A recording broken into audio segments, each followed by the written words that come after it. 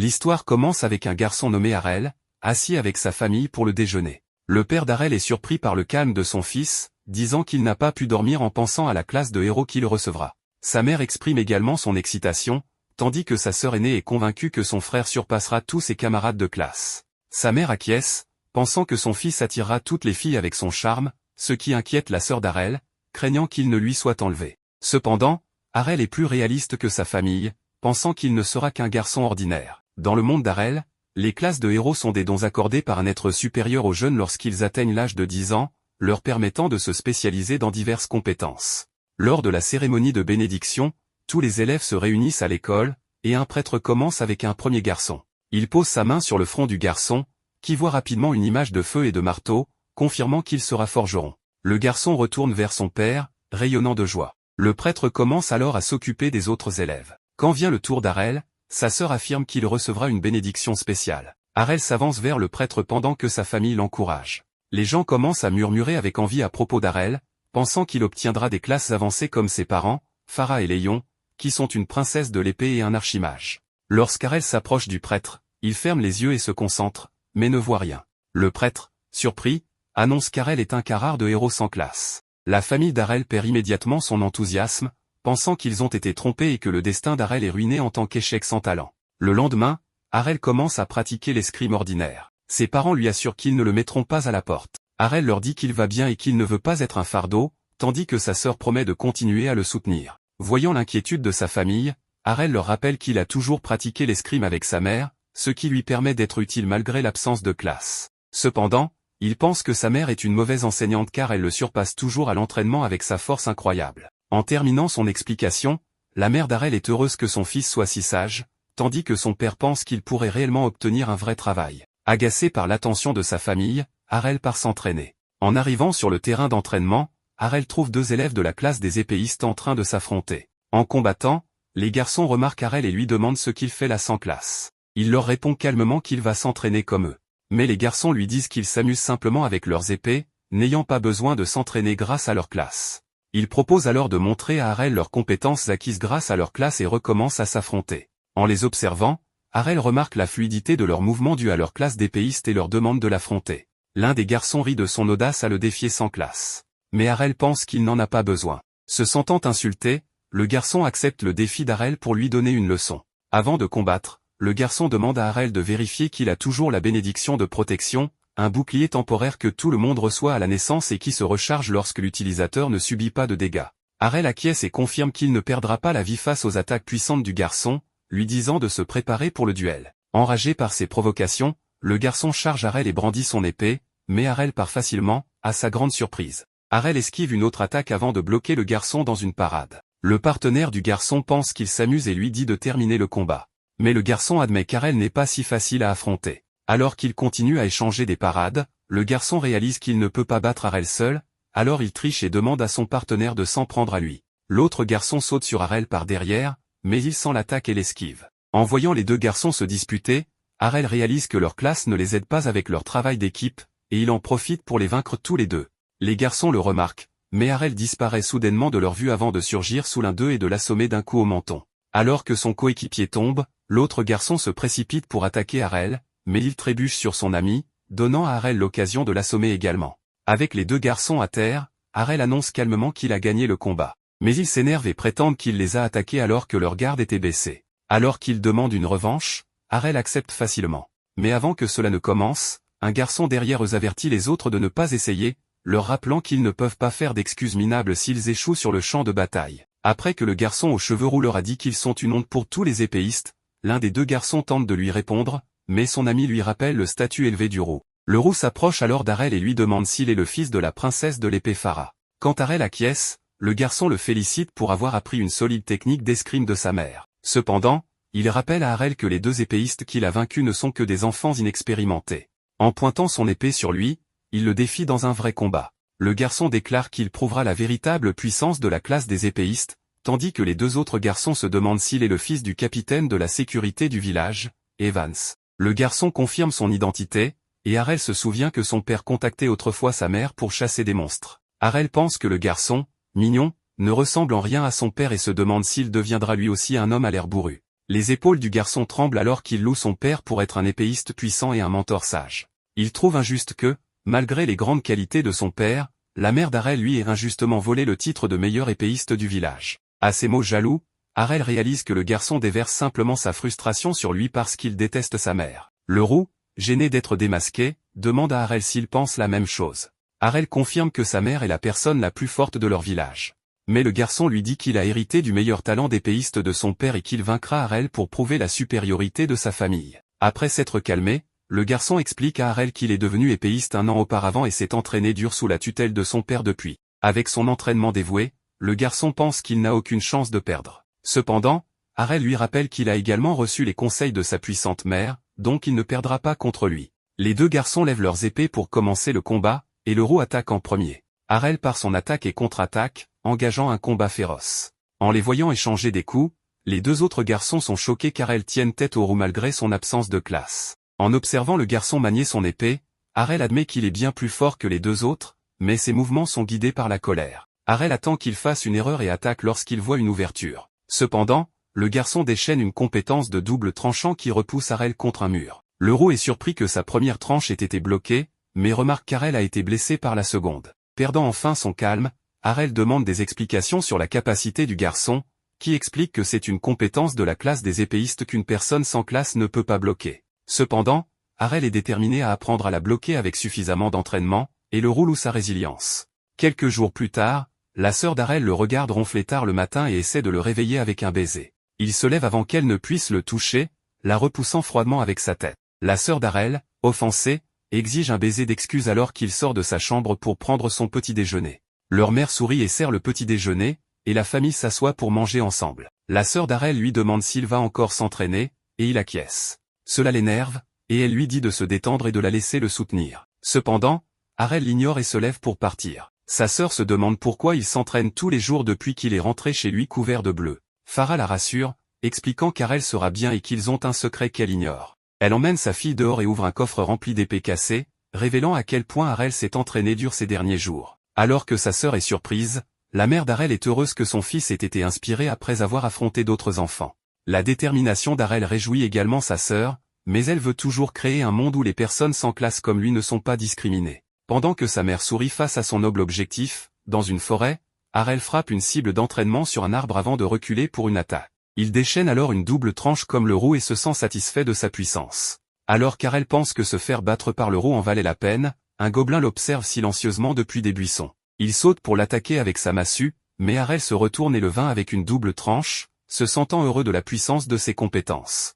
Un grand monstre rugit derrière lui. Arel se retourne pour signaler l'apparition du monstre à la sécurité du village, mais s'arrête après avoir entendu un cri paniqué. Trouvant le cri familier, Arel pense qu'il n'a pas le temps d'appeler la sécurité avant que cette personne ne soit blessée. Il saisit la poignée de son épée et court dans la forêt, se rassurant mentalement qu'il ira bien. Une fois proche de la source, Arel jette un coup d'œil depuis un buisson et trouve le roux avec un bras ensanglanté. Puis il remarque un hobgoblin géant dominant le garçon et se demande pourquoi il est apparu. Arel réalise alors que le roux s'entraînait également comme lui et a vaincu des gobelins sauvages, ce qui a attiré le hobgoblin dominant. Alors que le hobgoblin accule le garçon, Arel se place derrière lui et se prépare à lancer son attaque depuis le meilleur angle. Arel prend une profonde inspiration pour se préparer, et le roux pense que c'est fini pour lui. Le hobgoblin lève sa massue pour le coup final, mais Arel le tranche soudainement avec une attaque de double tranche. Après que le monstre s'effondre, Arel pense qu'il a enfin maîtrisé le jeu de jambes de la technique. Le roux essaie de marcher, mais il trébuche dans les bras d'Arel. Remarquant que le garçon a perdu sa bénédiction de protection, Arel lui demande s'il a de l'eau bénite pour soigner ses blessures. Le garçon regarde silencieusement sa bouteille d'eau écrasée sur le sol. Arel lui offre alors son propre flacon d'eau bénite. Après avoir bu, ses blessures disparaissent, et le roux se sent agacé par la force qu'Arel a acquise. Arel remarque que son énergie est revenue, et le garçon le remercie pour l'eau avant de redemander des explications sur sa compétence puissante. Arel lui rappelle calmement que c'est juste une double tranche, mais le garçon demande comment il l'a apprise sans classe, sachant que les gens ordinaires ne peuvent pas apprendre de compétences spéciales. Arel explique qu'il a poussé son entraînement à l'extrême pour celle-ci. Le roux, confus, écoute Arel expliquer qu'il a appris la compétence en s'adaptant à son timing et à son jeu de jambes. Arel dit ensuite au roux qu'il a été une ressource essentielle, l'ayant aidé à comprendre la compétence après l'avoir battu des dizaines de fois avec. Alors que le garçon est submergé par cette information,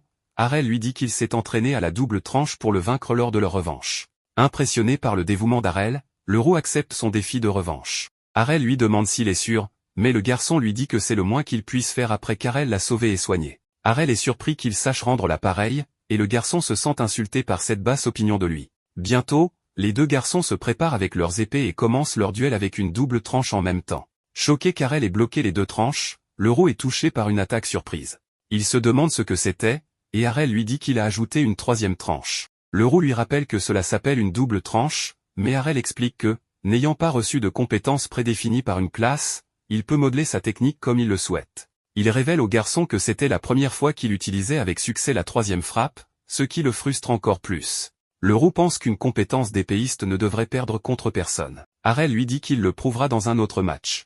Les deux garçons lèvent à nouveau leurs épées, et Leroux se calme, pensant qu'il a un avantage de vitesse sur Harel. Alors qu'ils déchaînent leur double tranche, Leroux guette la troisième tranche d'Harel. Cependant, la vitesse de la troisième tranche le prend encore par surprise et le met à terre malgré un blocage. Harel pointe son épée sur le garçon vaincu et lui dit que ce résultat était prévisible. Leroux lui demande pourquoi sa troisième frappe est si rapide. Harel explique qu'il a appris ce truc de lui également. Il révèle qu'il contrôle ses deux premières frappes pour qu'elles soient plus lentes et applique toute sa force à la troisième pour surprendre l'adversaire. Complètement surpassé, Leroux serre les dents de frustration, et Harel s'éloigne victorieux. Quelques jours plus tard, alors que la famille d'Harel dîne, Farah révèle que le fils d'Evans est parti s'entraîner à Bréa. Surpris par cette nouvelle, Harel demande ce qu'est Bréa, et sa mère explique que c'est la ville des épées. Elle lui raconte qu'elle s'entraînait dans une guilde là-bas avant son mariage, et Harel se sent excité à l'idée de visiter la ville et d'explorer tout son potentiel en tant que héros sans classe. 5 ans plus tard, un Harel plus âgé se rend à Brescia en calèche. En traversant une forêt, le conducteur de la calèche informe tout le monde qu'ils atteindront bientôt Brescia après avoir gravi une colline. Une femme voyageant dans la calèche demande à ses compagnons s'ils se dirigent tous vers le même endroit. Un épéiste barbare lui répond froidement, alors elle lui demande pourquoi il est si en colère. Le barbare pointe sa tenue vulgaire, et la fille explique que moins de vêtements est préférable pour sa classe d'épéiste à double lame. Les deux épéistes s'affrontent avec colère, et le cocher vante la puissance offensive de leurs classes avancées. Il arrête soudainement la calèche lorsqu'une horde d'orques sauvages apparaît devant eux et demande aux deux de prouver leur force. Perdus de leur assurance précédente, les deux épéistes se souillent de peur lorsque le roi des orques se lève. Une villageoise saisit le bras du garçon de peur, mais il la repousse et s'enfuit pour sauver sa vie. Tandis que la femme prend aussi la fuite, le cocher décide également de fuir. Cependant, Harel s'avance calmement et fonce dans la horde d'orques. Alors qu'Harel commence à déchirer les orques, le cocher remarque sa compétence de téléportation éclair. Mais, encerclé par les orques, le cocher pense qu'Harel ne peut pas s'échapper. Soudain, Harel tourne comme une tornade et abat tous les orques. À la stupeur générale, le cocher réalise immédiatement que la compétence de danse de l'épée d'Harel est la technique signature légendaire de la princesse de l'épée. Il se demande comment Harel peut utiliser cette technique puisqu'il s'agit d'une classe féminine. Devant lui, Harel évite l'arme lourde du roi des orques et saute par-dessus sa tête. Il enfonce son épée directement dans le crâne de la bête, qui s'effondre inanimée au sol. Ensuite, Harel revient et demande au cocher de l'emmener à Brescia. Lorsqu'Harel dit qu'il veut devenir plus fort là-bas, le cocher souligne qu'il est déjà bien trop puissant. Un jeune passager enthousiaste lui demande sa classe, et il choque tout le monde en révélant qu'il est totalement sans classe. Il s'avère que 5 ans plus tôt, Harel avait montré à sa mère la compétence de double tranche qu'il avait apprise du rouquin. Sa mère pensait rêver, mais Harel expliqua qu'il apprenait des compétences même sans classe. Puis, il lui demanda de lui enseigner les techniques de la princesse de l'épée avant de partir à Brescia pour un entraînement plus poussé. La mère d'Harel fut éblouie par le talent de son fils et se mit rapidement à se vanter de lui auprès du reste de la famille. Le rêve d'Harel prend fin brutalement lorsque le cocher le réveille à Brescia. Harel remarque tous les épéistes autour de lui, dont beaucoup sont avancés. Il demande au cocher sa classe, mais celui-ci agit comme un simple homme ordinaire. Harel fait remarquer que le cocher a parfaitement compris ses compétences d'épéiste, donc il doit être assez fort lui-même. Se sentant découvert, le cocher admet qu'il est en réalité un chevalier sacré avancé. Harel lui demande alors pourquoi il fait des trajets en calèche. Le cocher explique que chaque fois qu'il se lasse des combats, il fait des pauses en prenant des courses ordinaires. Harel acquiesce, comprenant qu'il est aussi important de se reposer de l'entraînement. Puis, le cocher lui conseille de rejoindre une guilde d'épéistes pour commencer. Il révèle que la ville organise de nombreux tournois d'escrime où il peut gagner de l'argent. Comme le cocher souligne qu'Harel ne peut pas participer sans appartenance à une guilde, celui-ci acquiesce et accepte le plan. Harel est enthousiaste à l'idée de se mesurer à des adversaires plus puissants, mais le cocher l'avertit de se méfier des mauvaises guildes. Une fois que le cocher part, Harel se tourne et entre dans la ville. Il trouve la guilde de cavalerie recrutant des chevaliers épéistes et une guilde ouverte à tous. Soudain, une fille court pour enlacer Harel, mais s'écrase au sol quand il l'évite. Elle se demande comment il a pu l'esquiver sans même la regarder, pensant qu'il est très puissant puisqu'il a pu la détecter. Tandis qu'Arel reste perplexe, la fille lui demande s'il veut rejoindre une guilde. Après qu'il hoche la tête, la fille commence rapidement son discours de vente pour sa nouvelle guilde. Elle lui montre le contrat, mais Arel part sans un mot. La fille attrape sa ceinture et demande pourquoi il part, alors Arel lui dit qu'elle a l'air trop désespérée. Il pense que sa guilde doit avoir besoin de nouveaux membres parce qu'elle est faible, tandis qu'elle essaie de prétendre qu'ils sont une guilde de haut niveau. Arel refuse de se faire arnaquer. Alors, la fille se présente comme Lilia et propose un rendez-vous s'il accepte de la rejoindre. Arel lui répond qu'il n'est pas intéressé, laissant la fille sans voix. Il pense qu'elle ressemble à sa sœur aînée, faisant semblant d'être impressionnante malgré une poitrine plate comme une planche. Puis, il demande à Lilia quelle est la plus grande guilde de Brescia,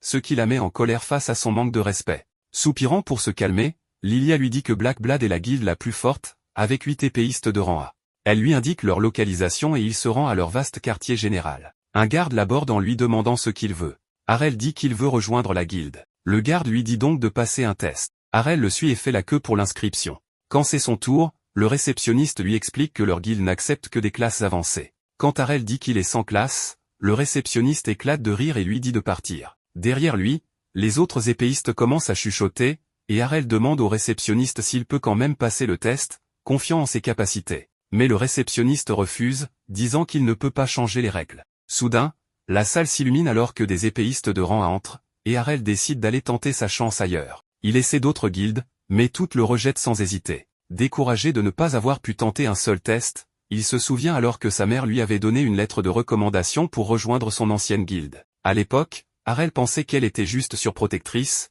mais il réalise maintenant qu'elle savait qu'il serait rejeté. Alors qu'il décide de rejoindre la guilde de sa mère, Lilia réapparaît, mais il l'ignore et s'éloigne. Tandis qu'il marche dans la ville, Lilia continue de le supplier de rejoindre sa guilde pour la sauver. Arel refuse encore, alors Lilia propose même de lui lécher les bottes pour le convaincre. Mais il la laisse là, devant les habitants dégoûtés, et Lilia jure de ne jamais abandonner. Après avoir finalement trouvé l'emplacement de la guilde, Lilia le rattrape à nouveau. Elle lui dit qu'il est le bienvenu et lui montre l'énorme quartier général. Arel se demande pourquoi sa guilde est si faible malgré sa taille, et elle avoue qu'ils ont perdu leur gloire passée. Pourtant, Lilia est convaincue qu'elle peut restaurer la guilde Dragonfang, autrefois dirigée par le roi des doubles épées. À ce nom, Arel se souvient que sa mère en faisait aussi partie dans sa jeunesse.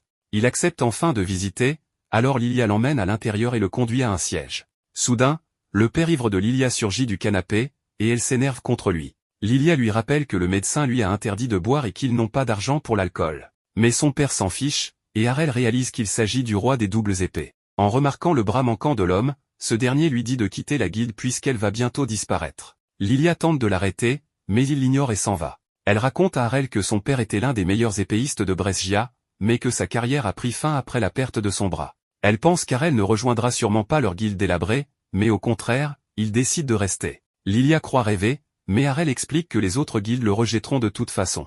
Elle lui présente joyeusement le contrat, et il s'assoit pour le signer. Une fois terminé, il le remet à Lilia, qui découvre alors qu'Arel n'a pas de classe. Lilia croit qu'il se moque d'elle, alors il lui montre son certificat. En y regardant de plus près, Lilia se lève calmement, dégaine une épée et menace Arel de déchirer le contrat s'il tient à la vie. Il demande pourquoi Lilia veut qu'il parte, et elle réplique avec colère qu'elle a besoin de véritables épéistes. Se rappelant qu'Arel l'avait humiliée, Lilia est frustrée d'avoir été battue par un bon arien sans classe. Puis une femme nommée Rainer entre dans la pièce et Lilia saute aussitôt dans ses bras. Lilia lui raconte qu'un sans classe a tenté de l'arnaquer, et Rainer le reconnaît immédiatement. Arel est confus que Rainer le connaisse, alors elle lui dit qu'ils viennent du même village. Elle lui rappelle qu'ils se sont affrontés dans leur enfance, mais Arel ne s'en souvient pas. Puis Rainer lui dit qu'ils se sont rencontrés il y a 5 ans, mais Arel affirme qu'il n'aurait jamais oublié une beauté comme elle. Tandis que le visage de Rainer rougit comme une tomate, Arel se rappelle finalement avoir combattu un garçon roux. Mais Rainer révèle qu'elle est en réalité la fille du capitaine Evans et son unique enfant. Arel s'excuse de ne pas l'avoir reconnue, et Rainer pense que c'est sans doute parce qu'elle a maintenant les cheveux longs, alors que ce n'est pas ses cheveux qui ont changé. Arel jette un coup d'œil à la poitrine de Rainer. Pendant ce temps, Lilia lui demande si c'est bien le sans classe qui l'avait vaincu. Quand Rainer hoche la tête, Lilia est choquée que ce soit lui. Rainer annonce qu'elle ne perdra pas cette fois car elle est devenue bien plus puissante. Toujours vexée par sa défaite passée, elle défie Arel pour une revanche. Les filles l'emmènent sur le terrain d'entraînement de la guilde, et Lilia, surprise qu'elle combatte un sans classe, joue l'arbitre. Rainer commence avec une double tranche et Arel pense pouvoir l'arrêter facilement. Mais ses attaques traversent celles d'Arel et touchent son corps. Il se demande comment elle a fait, et elle jette sa lourde épée. Elle explique que cette épée est 5 fois plus lourde que la normale, donc il ne peut pas contrer son attaque avec la même technique. Elle révèle ensuite que sa classe de brute épéiste augmente sa puissance d'attaque. Harel, choqué, bloque son assaut et loue ses progrès incroyables alors qu'elle continue à attaquer. Harel recule et admet qu'il perdra s'il continue de l'affronter de front. Il se demande pourquoi Reiner révèle ses secrets, mais elle répond que ça vaut le coup pour le vaincre. Alors Harel lui dit qu'elle ne peut pas le toucher avec sa vitesse, et elle charge pour le punir. Reiner dévie l'épée d'Harel et frappe son corps, mais celui-ci disparaît en une image rémanente. À sa surprise, Harel apparaît derrière elle et la frappe au cou. Elle se demande comment il a esquivé, mais Harel lui rappelle que ce n'était qu'une ombre. Sachant que la technique de l'ombre est réservée aux maîtres épéistes suprêmes, Reiner est stupéfaite. Elle tente de l'attaquer à nouveau, mais il esquive tout, disant que la technique revient simplement à se déplacer très vite. Reiner se sent insulté par son explication simpliste, mais il lui dit qu'il a dû travailler dur pour la maîtriser. Il disparaît encore et lui assène un nouveau coup, mais remarque que ses attaques ne percent pas sa barrière protectrice. Reiner sourit fièrement et révèle que les épéistes puissants ont aussi une défense renforcée. Elle tente de l'attaquer à nouveau, mais Harel esquive et contre-attaque. Il dit qu'il a appris cette riposte de sa mère, et Reiner s'effondre, vaincu. Lilia, témoin du combat, est choquée, mais déclare la victoire d'Harel. Reiner, frustré d'avoir perdu malgré ses progrès, se met à pleurer. Harel la félicite, mais souligne qu'il est simplement plus fort. Reiner nie avoir pleuré et s'enfuit vers la guilde, mais ses sanglots se font entendre. Ensuite, Lilia accepte joyeusement Harel dans leur guilde. Elle agit comme si elle avait toujours cru en lui,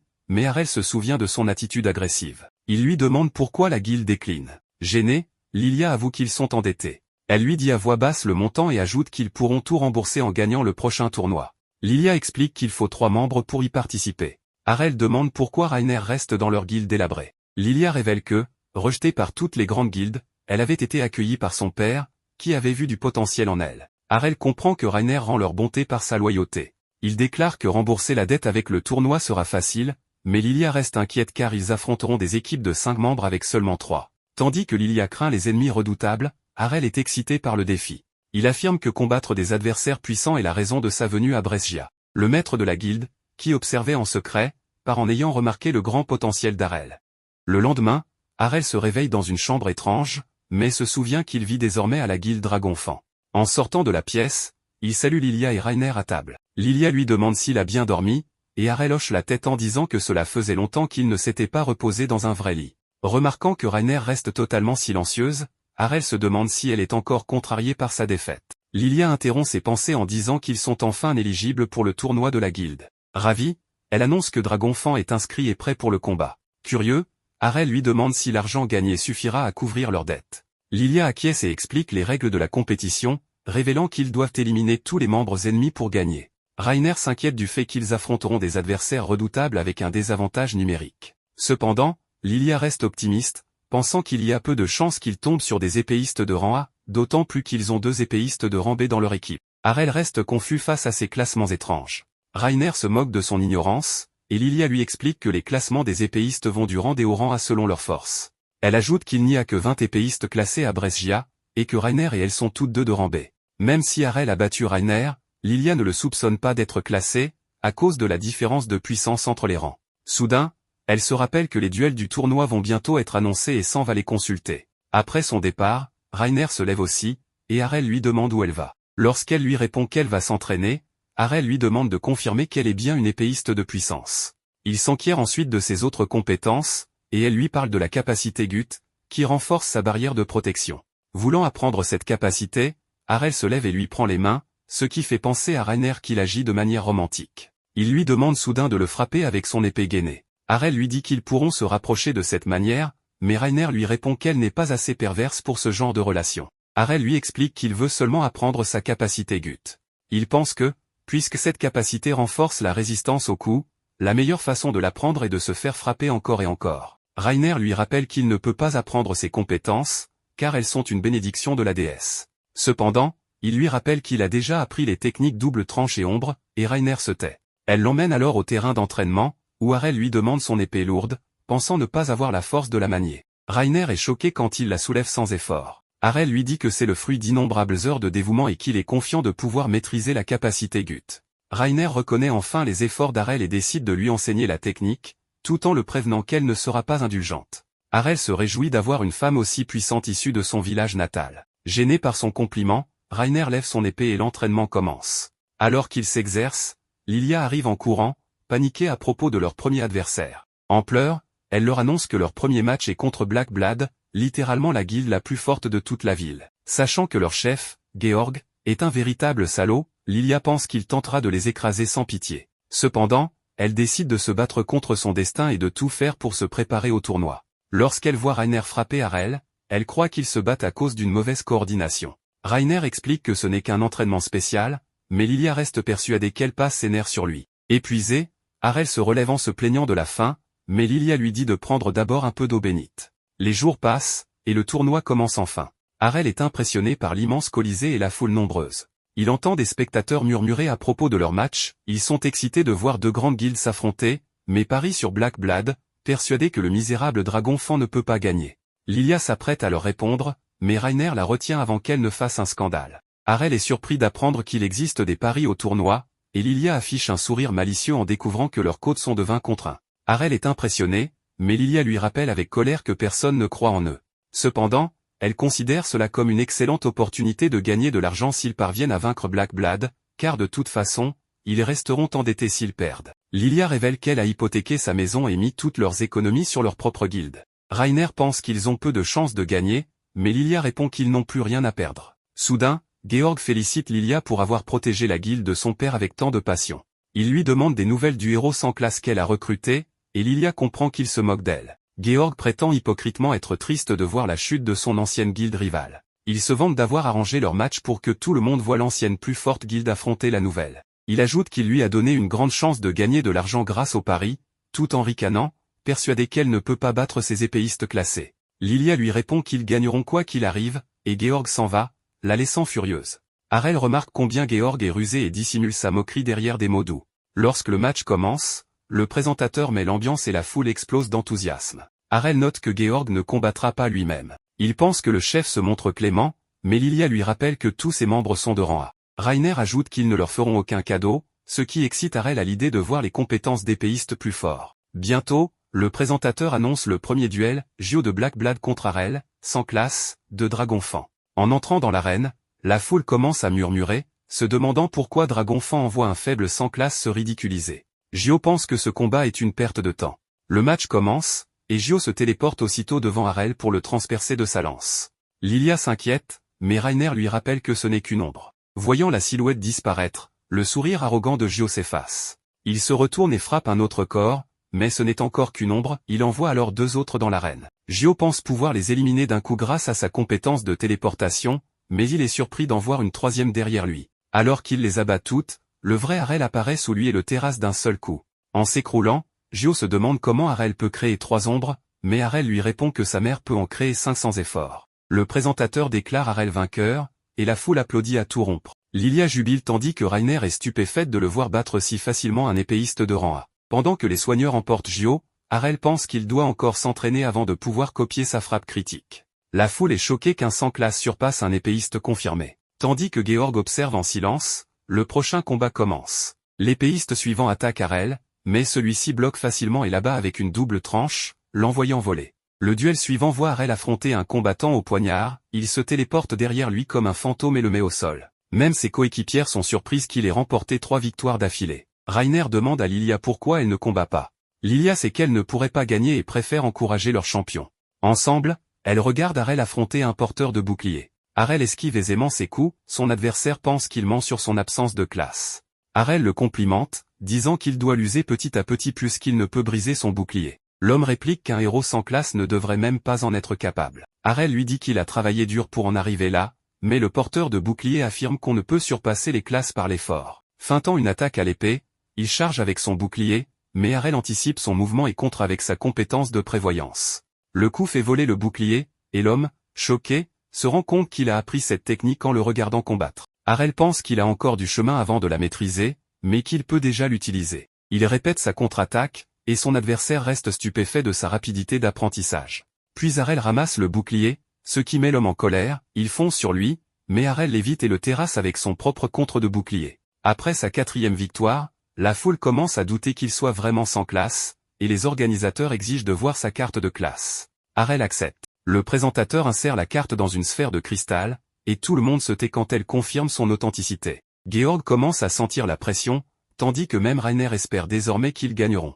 Lilia, frustrée de ne pas avoir su toute la vérité plus tôt, regrette de ne pas avoir parié encore plus. Rainer admet qu'elle ne s'attendait pas à une telle progression et se demande comment Harel s'est entraîné pendant les 5 dernières années. Pendant ce temps, Lilia se prépare à l'épouser, pensant que, quoi qu'il advienne de la guilde, elle pourra toujours la reconstruire à ses côtés. Tandis qu'elle nourrit ses plans obscurs, Harel sent une aura inquiétante émaner d'elle. Finalement, le présentateur introduit le dernier épéiste de Black Blood, le maître Masamune. Harel remarque qu'il manie un katana, et Rainer comprend qu'il appartient à la rare classe des samouraïs. Sachant que Masamune n'a jamais combattu en public, Lilia pense qu'il est l'atout secret de Black Blood. Le match commence, Masamune saisit calmement son épée, et Harel ressent la pression de son calme absolu. Masamune lui sourit, remarquant son hésitation, et lui dit qu'il attend qu'il s'approche pour utiliser sa technique ultime. Piqué, Harel avance vers lui. Masamune s'étonne et Harel lui dit qu'ils ne peuvent pas rester figés comme des arbres pendant tout le combat, ajoutant qu'il veut voir ses meilleures attaques. Masamune rit et lui répond qu'il n'aura même pas le temps de les voir s'il libère sa technique. Mais Harel reste confiant dans sa propre vitesse et continue d'avancer. Il remarque que le sabre est encore dans son fourreau et se demande si Masamune frappera en un seul coup. Il envisage d'utiliser ses ombres, mais renonce, Masamune est trop concentré pour se laisser duper. Il s'arrête juste devant lui, sachant qu'un seul coup décidera du match. Les deux retiennent leur souffle. Quand Harel fait son dernier pas, Masamune dégaine et frappe à une vitesse fulgurante. Mais Harel disparaît juste devant lui, il s'est déplacé si vite que même Masamune en reste choqué. Derrière lui, Harel le félicite pour sa vitesse, mais lui dit que son maître est bien plus rapide. Il libère une attaque perçante, Tempeste, qui submerge Masamune et le met à terre. Rainer et Lilia sont stupéfaites, elles reconnaissent la technique finale de la princesse de l'épée. Tandis que la foule peine à y croire, le présentateur confirme la victoire, et tout le monde crie sur Black Blood pour avoir fait perdre leur pari. Les deux coéquipières d'Harel célèbrent leur triomphe, et Lilia tente de le prendre dans ses bras. Il l'évite, la laissant tomber, expliquant que c'était un réflexe de défense contre sa grande sœur. Lilia se ressaisit vite, tout à la joie de penser à l'argent gagné. Harel remarque alors Rainer, les bras ouverts, gêné, elle réalise sa posture embarrassante. Il lui dit qu'il aimerait la serrer dans ses bras sans son armure. Lilia propose de satisfaire ses désirs, mais il l'évite encore une fois, tandis que Georg grince des dents, jurant de venger cette défaite humiliante. Ce soir-là, lorsqu'ils revinrent à la maison de la guilde, ils commencèrent immédiatement à célébrer en buvant à tout va. Harel était encore choqué par le fait que Lilia était assez âgée pour boire, mais elle affirmait être une femme adulte. Même si elle avait l'air un peu petite, elle n'en revenait pas car elle ait vaincu à lui seul 5 épéistes de rang appartenant à la meilleure guilde du pays. Elle décida qu'elle devait absolument tenter de le séduire, car il représentait pour elle la chance de sortir de la pauvreté et de l'anonymat. Elle essaya de lui demander sa main, prétendant qu'elle pouvait combler tous ses désirs, mais Harel, véritable Sigma, la rejeta catégoriquement, affirmant qu'il préférait quelqu'un comme Rainer. Cela fit immédiatement rougir Rainer, qui se leva de sa chaise en criant à Harel d'arrêter de dire de telles choses juste pour repousser Lilia. Mais Harel y pensait sérieusement. Il lui demanda pourquoi elle pensait qu'il se moquait d'elle, et elle répondit que lorsqu'ils étaient enfants, il l'avait traitée d'homme pendant un duel à l'épée. Elle affirma que tous ceux qu'il avait rencontrés avaient dit qu'elle n'avait aucun charme féminin, mais Harel voyait de grands charmes féminins juste devant lui et n'était pas du tout d'accord. Lilia réalisa que Rainer n'avait absolument aucune idée de son plus grand atout ni de la manière de l'utiliser, elle n'avait donc pas vraiment à s'inquiéter d'elle. Sur ce, elle commença à frotter les jambes d'Harel, prétendant qu'il devait être fatigué de tous les combats de la journée et lui dit de la retrouver dans la chambre. Rainer, gêné, demanda aussitôt à Lilia d'arrêter de dire des choses bizarres. Mais Lilia sourit légèrement, affirmant qu'elle allait simplement lui offrir un massage bien mérité après une journée fatigante. À sa grande surprise, Harel répondit qu'il préférait recevoir un massage de Rainer. Son idée du massage consistait à se faire frapper jusqu'à la limite par Rainer sur le terrain d'entraînement, tandis qu'il essayait de maîtriser la magie de renforcement que Rainer utilisait sans effort grâce à sa classe et ses compétences. Lilia observait depuis le balcon, se demandant si Harel avait la moindre idée de ce qu'était réellement un massage. Le vacarme finit par réveiller le père de Lilia, qui descendit jusqu'au terrain d'entraînement, complètement ivre, se plaignant du bruit et prétendant qu'ils n'avaient pas besoin d'évacuer leur frustration d'avoir perdu le tournoi, avant même qu'il ne commence, au milieu de la nuit. Lilia lui annonça pourtant qu'ils avaient gagné leur match, qui était contre la meilleure guilde actuelle. Cela attira son attention, mais il pensa que la Black Blood avait dû envoyer des recrues de rang B ou C comme chair à canon. Lilia le surprit encore plus en disant que tous leurs adversaires étaient de rang A.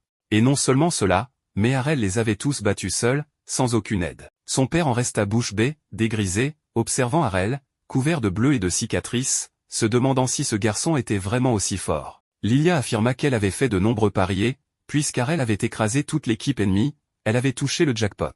Désormais, non seulement ils étaient sortis de leur dette, mais ils avaient aussi assez d'argent pour couvrir leurs dépenses. Son père, toutefois, resta sceptique, affirmant que si par chance ce garçon était vraiment aussi fort, il serait bientôt recruté par des guildes plus grandes, plus riches et plus influentes, alors elle ne devrait pas trop s'emballer. Lilia lui dit de ne pas s'inquiéter, puisqu'elle allait bientôt épouser Harel, ce qui les lierait pour la vie. Harel déclara qu'il n'en était pas question, puis se tourna vers le père, affirmant que Lilia avait peut-être la tête dure, mais qu'au moins elle n'était pas un perdant qui abandonnait tout. C'était une pique claire envers le père de Lilia, qui le regarda d'un air menaçant. Mais Harel ne comprit pas le message et continua, disant qu'il devait arrêter de se morfondre et agir en homme de son âge, puisqu'il lui restait encore une main capable de manier l'épée. Cela mit le père hors de lui, qui attrapa aussitôt Harel par le col, lui disant d'éviter de parler de choses qu'il ne comprenait pas. Il affirma qu'un épéiste maniant de lame mais incapable de manier les deux n'était qu'un gaspillage d'air. Harel répliqua qu'il n'était pas d'accord, puisqu'il était lui-même un épéiste sans classe qui continuait de se battre et de tenter de s'élever dans ce monde. Sur ce, le père le repoussa et remonta à l'étage. Lilia et Rainer accoururent aussitôt vers Harel, demandant s'il allait bien, et Lilia s'excusa du comportement de son père tout en remerciant Harel d'avoir parlé. Harel déclara que, même après avoir perdu son bras et s'être retiré depuis si longtemps, son père restait incroyablement fort, et que c'était du gâchis de ne pas utiliser une telle puissance et expérience. Il pensa à toutes les techniques impressionnantes qu'il pourrait apprendre d'un épéiste à deux lames et se promit de motiver le père de Lilia, Rod, à reprendre l'épée. Lilia entendit parler de son désir d'apprendre de nouvelles compétences et lui suggéra d'explorer certains donjons près de la ville. Harel n'avait aucune idée de ce que c'était. Rainer lui expliqua alors que les donjons étaient des cavernes souterraines où des monstres apparaissaient par centaines, remplis de pièges, et qu'ils étaient parmi les meilleurs endroits pour acquérir de l'expérience réelle au combat et monter en niveau, ce qui les aiderait pour la coupe du dieu de l'épée. Harel ne comprit pas de quoi elle parlait. Elle expliqua donc que la ville organisait chaque année un tournoi où les meilleurs épéistes du pays participaient pour prouver qu'ils étaient les plus forts. Lilia sortit immédiatement un formulaire et demanda à Harel de le remplir s'il voulait participer. Mais, à l'horreur de Rainer, il le déchira sous leurs yeux. Rainer, confuse, demanda s'il ne voulait pas participer au tournoi, mais Harel répondit que Lilia essayait de le piéger avec un certificat de mariage déguisé. Lilia rit, disant qu'elle testait juste la situation, mais Harel, fatigué d'être trop gentil, la saisit et lui fit une prise d'étranglement arrière pour lui donner une leçon. Le lendemain matin, Harel se réveilla pour trouver Lilia en train d'essayer de l'agresser, mais il l'esquiva, l'attacha au lit, puis s'en alla. Plus tard dans la journée, ils se rendirent tous ensemble vers les donjons, où Lilia expliqua que chacun devait se placer dans des cercles de téléportation permettant d'accéder au niveau voulu, mais qu'on ne pouvait se rendre qu'au niveau déjà atteint auparavant. Lilia affirma avoir atteint le niveau 12, tandis que Rainer avait atteint le 14.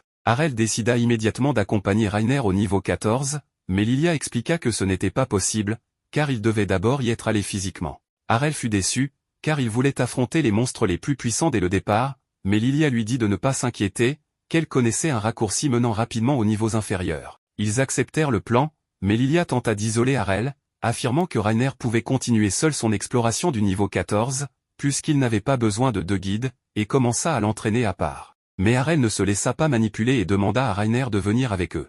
Ils entrèrent dans le premier niveau, où deux chevaliers en armure les attaquèrent immédiatement. Harel dégaina son épée et affronta l'un d'eux, tandis que Rainer s'occupait du second.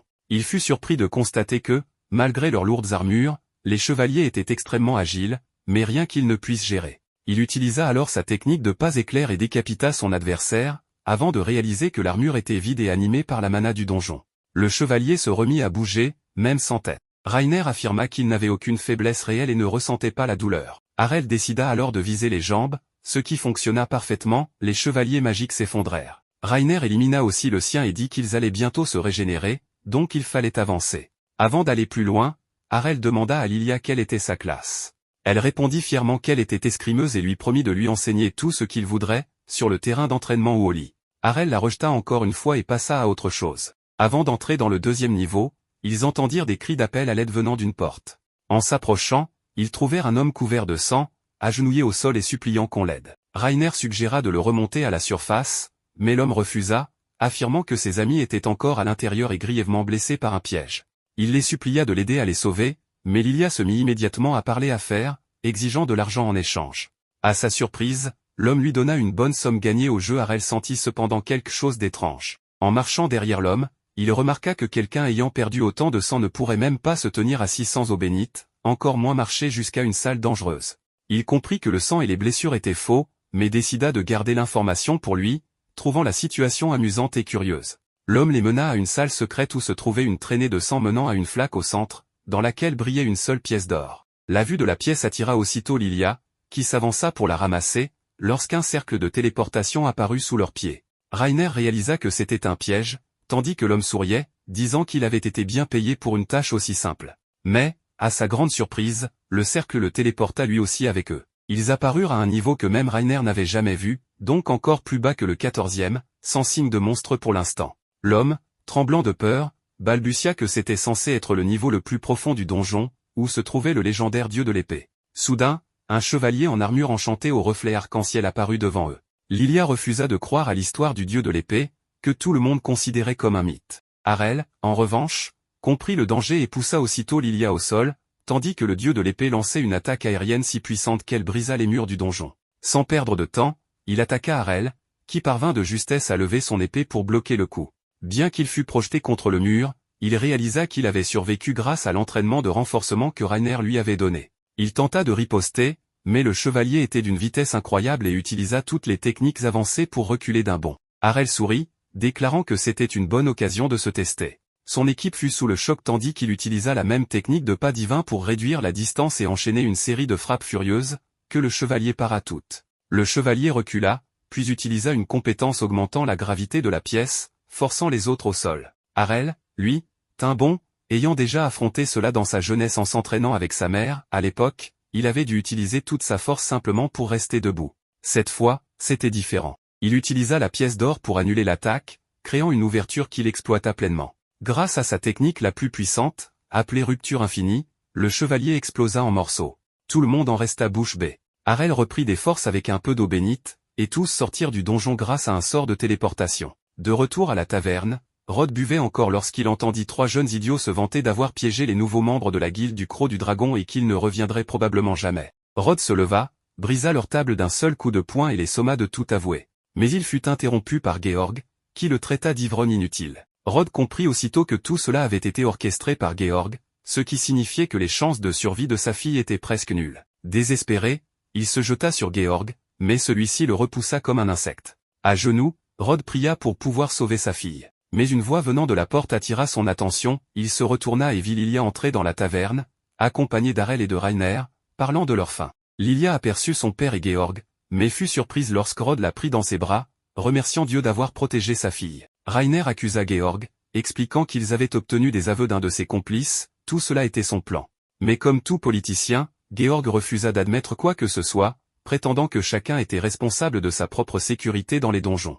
Et Harel trouva que ce n'était pas complètement faux.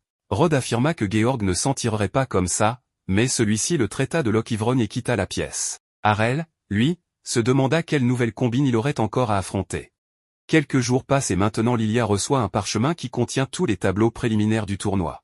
À son horreur, elle se retrouve dans le même tableau qu'Harel, ce qui écrase immédiatement son moral, car cela signifie qu'elle n'a définitivement absolument aucune chance de gagner les préliminaires et de représenter réellement sa guilde dans le tournoi principal. Harel est un peu confus au sujet du concept des préliminaires. Alors, Rainer lui dit que puisque le tournoi du dieu de l'épée inspire et attire un si grand nombre d'épéistes en herbe, il est presque impossible de tous les prendre dans le tournoi principal. Donc, la ville organise les préliminaires avec différents tableaux basés sur un lancer de dés. C'est complètement de la chance qui affronte qui dans le tableau et le gagnant de chaque tableau obtient un ticket direct pour le tournoi principal. Harel vérifie le parchemin que Rainer lisait et remarque qu'elle est dans un groupe différent du sien. Elle remercie le dieu pour cela puisqu'elle n'aurait aucune chance de se mesurer à Harel. Quoi qu'il en soit, elle commence à prier le dieu de l'aider à passer les préliminaires sans trop de problèmes. Pendant qu'Harel se moque d'elle pour avoir des problèmes avec son père, Lilia les interrompt, affirmant qu'ils doivent retourner dans les donjons pour s'entraîner. Mais Harel en a trop marre des donjons à ce stade et veut partir. Lilia, cependant,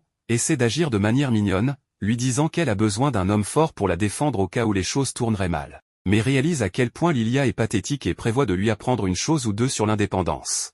Mais avant qu'il ne puisse partir, Rod apparaît dans la pièce, agissant un peu trop dramatiquement alors qu'il attrape sa fille, lui disant d'être très prudente, car on ne sait jamais quand Georg décidera de frapper à nouveau. Lilia pouvait voir la peur dans les yeux de son père, alors elle accepta solennellement de jouer la sécurité avant de sortir. Rod se retourne et trouve Harel en train de le juger silencieusement. Mais Rod affirme qu'il a encore le temps de se ressaisir et d'être plus un père protecteur pour sa fille. Harel, cependant, sourit simplement, affirmant qu'il n'est jamais trop tard pour être une personne gentille et part. Quelques semaines passent et finalement le jour des préliminaires arrive. Les matchs commencent tandis que le public acclame depuis les remparts alors que les combattants s'affrontent dans un tourbillon d'étincelles et de coups d'épée. Lentement mais sûrement, le groupe commence à s'amincir alors que les gens sont éliminés et même Lilia perd son match avant même de rencontrer Harel. Elle rumine dans le coin, triste des résultats puisqu'elle espérait au moins atteindre la finale cette fois-ci. Mais Harel ne se soucie pas de ses sentiments, affirmant qu'elle s'inquiétait pour rien de ne pas gagner les préliminaires parce qu'ils étaient dans le même tableau puisqu'elle aurait perdu de toute façon. Cela rend Lilia encore plus triste qu'avant. Mais elle se ressaisit et lui dit de rester sur ses gardes, même s'il est vraiment fort puisque l'autre finaliste de leur groupe a quelques tours spéciaux dans sa manche. Harel, cependant, ne semble pas trop inquiet et répond qu'il a déjà vu presque tous les tours de ses combats dans les donjons, donc il doute que cet adversaire le surprenne. Lilia, cependant, n'en est pas si sûre car elle répond que cette épéiste aux cheveux roux est en fait une épéiste magique qui peut utiliser ses sorts magiques pour renforcer ses épées avec du mana et de la puissance supplémentaire. C'était intéressant car Harel ne se serait pas attendu à ce que la ville autorise l'utilisation de la magie dans un tournoi basé sur le fait d'être le meilleur épéiste. Lilia répond que peu importe quelle est votre classe. Vous devez seulement faire partie d'une guilde pour participer au tournoi. Avec cela, l'annonceur appelle Harel, et Lilia lui souhaite bonne chance. Il monte dans l'arène et se retrouve face à face avec la fille aux cheveux roux qui lui dit carrément qu'elle est une épéiste magique et que c'est une classe acceptée. Donc, elle ne veut pas l'entendre se plaindre de la façon dont le combat était injuste à cause de sa magie. Harel lui dit carrément qu'il s'en fiche et que le meilleur combattant gagnerait le match. Avec cela, l'annonceur commence le match et immédiatement la fille aux cheveux roux commence à lui lancer des boules de feu. Harel fait un mouvement et esquive les attaques une par une tout en déviant et en tranchant à travers le reste. La fille épéiste magique, cependant, semble avoir une réserve infinie de mana car elle continue son barrage. Mais Harel esquive et se faufile à travers les attaques pour se rapprocher. Il essaie immédiatement de la frapper, mais la fille parvient à le bloquer tout en utilisant une autre boule de feu pour le forcer à reculer. Harel commence à avoir une idée de ses compétences et commente qu'il doit être assez pratique de pouvoir passer des attaques à courte portée aux attaques à longue portée à volonté. Elle se vante de la façon dont elle est douée et qu'un perdant sans classe comme lui ne pourrait jamais la vaincre. Mais Harel répond qu'elle n'est maître d'aucune de ces deux disciplines, même si elle connaît les bases des deux. Cela la met vraiment en colère et elle promet de lui faire ravaler ses mots alors qu'elle utilise sa magie pour imprégner le feu dans sa lame, en faisant une épée enflammée, affirmant que seule une vraie personne de classe épéiste magique peut manier quelque chose comme ça. Avec cela, elle balance son épée, faisant en sorte que la flamme poursuive Harel qui fait calmement un pas de côté et tranche contre elle. Mais même lui a du mal à comprendre d'où viendra la prochaine attaque à cause de ses mouvements erratiques. Il reconnaît son talent, affirmant qu'elle doit avoir bien pratiqué. Mais bientôt il se tient à un endroit et lui donne absolument une leçon sur ce à quoi ressemble la vraie maîtrise alors qu'il commence à dévier les attaques de flamme sans même bouger d'un pouce de sa position. Il affirme que même si son maniement d'épée de base était meilleur que celui de Lilia, elle aurait pu être tellement plus efficace et problématique. Mais à ce niveau, elle est à peine meilleure que les PNJ. Cela embarrasse complètement la fille. Et alors qu'elle perd son sang-froid, Harel utilise cette opportunité pour lui envoyer une double tranche, qui éteint complètement sa flamme, la choquant. Avant qu'elle ne puisse même comprendre ce qui vient de se passer, il utilise son pas de téléportation pour apparaître derrière elle et la frappe à la tête avec son pommeau, l'assommant. La foule éclate en acclamation alors que les juges annoncent Harel comme le gagnant du 4e bloc. Mais tout ce à quoi il pensait était comment maîtriser et appliquer les compétences qu'il venait de voir cette fille utiliser. Quelques jours passent après cela et finalement le jour du tournoi final arrive. Lilia retourne à la maison de la guilde pour réveiller son père car elle insiste pour qu'il regarde le tournoi avec elle afin qu'ils puissent encourager à la fois Harel et Reiner qui ont tous deux gagné leur bloc et sont dans le tournoi principal. Son père n'ouvre même pas les yeux et lui dit d'y aller elle-même car il s'en fiche vraiment. Lilia essaie de le provoquer en lui demandant s'il a peur de voir Georg là-bas. Rod est immédiatement déclenché, lui disant qu'il n'a pas peur de Georg. Mais bientôt il revient à ses sens. Et dans un moment de vulnérabilité, il dit à sa fille qu'il a essayé de reprendre son épée hier. Et il a réalisé qu'il est tellement rouillé à ce stade qu'il pourrait même ne pas gagner le tournoi du dieu de l'épée. Cela énerve énormément Lilia, qui ne pouvait même pas se qualifier pour les préliminaires, encore moins rêver de gagner le tournoi du dieu de l'épée tout en se qualifiant de rouillé. Elle lui dit qu'il devrait penser à comment il peut encore égaler les combattants en finale pour les tournois alors que d'autres épéistes qui s'entraînent toute leur vie ne peuvent même pas se qualifier pour le premier match. Finalement, Rod accepte d'y aller et en chemin vers le stade, il pense à comment il a entraîné Reiner quand il avait encore ses deux bras au lieu d'être un désordre à un bras. Il pensait à ces moments chaleureusement et se demandait comment Reiner se comporterait puisqu'elle est sa plus ancienne élève à ce stade et qu'il est vraiment connecté à elle. De retour au tournoi, Reiner semble perdre ses nerfs alors qu'elle secoue ses jambes anxieusement. Regardant le sol, elle est effrayée par Harel, qui demande si elle a peur qu'ils se rencontrent l'un l'autre dès le premier match. Cela semble lui faire oublier ses peurs alors qu'elle essaie de le frapper. Mais Harel attrape son coup de poing juste au moment où les juges annoncent que le premier match va être Georg, le champion en titre contre Harel, le phénomène sans classe qui surprend tout le monde avec sa course sans défaite jusqu'à maintenant. Il se lève pour partir, mais Reiner attrape sa main, lui souhaitant bonne chance. Avec cela, Harel se déplace dans l'arène où Lilia l'appelle, lui disant de botter le cul de Georg et de le déchirer en 64 morceaux. Mais au moment où Harel aperçoit Georg sortant dans l'arène, il réalise immédiatement que quelque chose ne va pas. Les yeux de Georg sont devenus violets, il a développé des crocs et une corne, ressemblant à quelqu'un qui vient de vendre son âme au démon. Le sens de l'araignée d'Harel commence à picoter alors qu'il réalise que ce type pourrait être dangereux. Mais Rod réalise immédiatement ce qui se passe. Il remarque l'épée que Georg tient et avertit Harel de reculer car il tient une épée avec un démon très puissant piégé à l'intérieur. La voix de Georg semble différente alors qu'il parle, affirmant qu'il ne pensait pas que quelqu'un le reconnaîtrait. Lilia est confuse puisque Georg devrait savoir qui est Rod, mais Rod répond que le démon lui-même semble avoir possédé Georg à ce stade, ce qui signifie que Georg ne contrôle rien. Rod affirme que l'épée est censée être l'épée originale utilisée par le dieu de l'épée qui a vaincu le roi démon. Mais avant de mourir, le démon a maudit l'épée à cause de quoi elle était censée être enfermée dans le dépôt royal. Le démon sourit, affirmant qu'il a été scellé pendant des centaines d'années. Mais il est resté patient car il savait qu'un jour quelqu'un viendrait le libérer et revendiquer le pouvoir pour lui-même. Et c'est exactement ce qui s'est passé avec Georg. Il annonce à tout le monde dans le stade qu'il est le démon nommé Durgelda, le destructeur de l'humanité. Cela fait même sortir Reiner qui affirme qu'elle a toujours pensé que Durgelda n'était qu'un mythe. Une légende pour effrayer les enfants, le démon qui est devenu assez puissant pour détruire la planète entière elle-même. Le chaos et la peur s'ensuivent alors que les roturiers reconnaissent son nom et commencent à fuir le stade, provoquant une bousculade. Gelda, cependant, apprécie le son des humains criant pour leur vie et ne va pas les laisser s'enfuir si facilement. Alors il crée un cercle magique sous lui, couvrant tout le stade dans un dôme d'énergie magique, capturant et enfermant les gens à l'intérieur. Il rit de l'horreur qu'il cause, affirmant que les cris des humains sont comme de la musique à ses oreilles, et il va en profiter tout en les massacrant tous. À sa surprise, Harel ne bouge pas de sa position,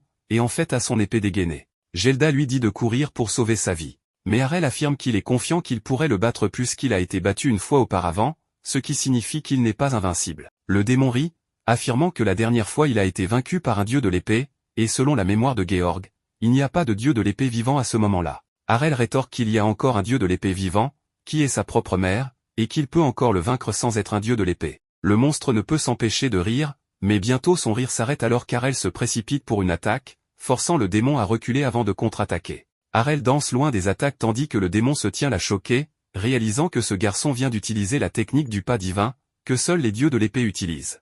Harel, cependant, ne s'arrête pas et continue d'utiliser cette technique, attaquant le démon de plusieurs positions. Mais le démon sourit simplement, affirmant qu'Harel a oublié qu'il est dans le corps d'un empereur de l'épée, ce qui signifie que les attaques d'Harel ne lui causent pas beaucoup de dégâts. Avec cela, le démon saute et frappe Harel sur l'épaule, le fracassant au sol, pensant que le garçon en a fini. Il est choqué, cependant, quand la poussière se dissipe car Harel semble avoir absorbé l'attaque sans trop de dégâts grâce à son entraînement avec Reiner. Cela secoue un peu Gelda, qui part à l'attaque, mais Harel le repousse calmement avant de contre-attaquer avec sa propre attaque de rupture infinie, tranchant et hachant le démon de plusieurs directions, le submergeant complètement dans un tourbillon d'attaque. Cela déclenche le SSPT de Durgelda car il ne fait aucun doute qu'Harel utilise toutes les attaques d'un dieu de l'épée. Mais il ne peut pas croire qu'un simple garçon puisse être un épéiste de ce niveau. Avant qu'il ne puisse élaborer un plan cependant, Harel utilise une forte tranche pour finir le démon qui tombe au sol dans un nuage de poussière. Tout le monde acclame Harel, pensant qu'il a vaincu le dieu démon. Mais Durgelda n'était pas encore mort puisque son corps réel était toujours l'épée et tous les dégâts ont été faits au corps de Georg. Il commence rapidement à chercher un nouvel hôte et saute immédiatement vers Rod. Harel parvient à pousser Reiner hors du chemin tandis que Rod saute devant sa fille pour la protéger. Quand la poussière se dissipe, cependant, Rod se tient là avec l'épée démoniaque dans sa main et attrape Lilia, mettant la lame sur sa gorge.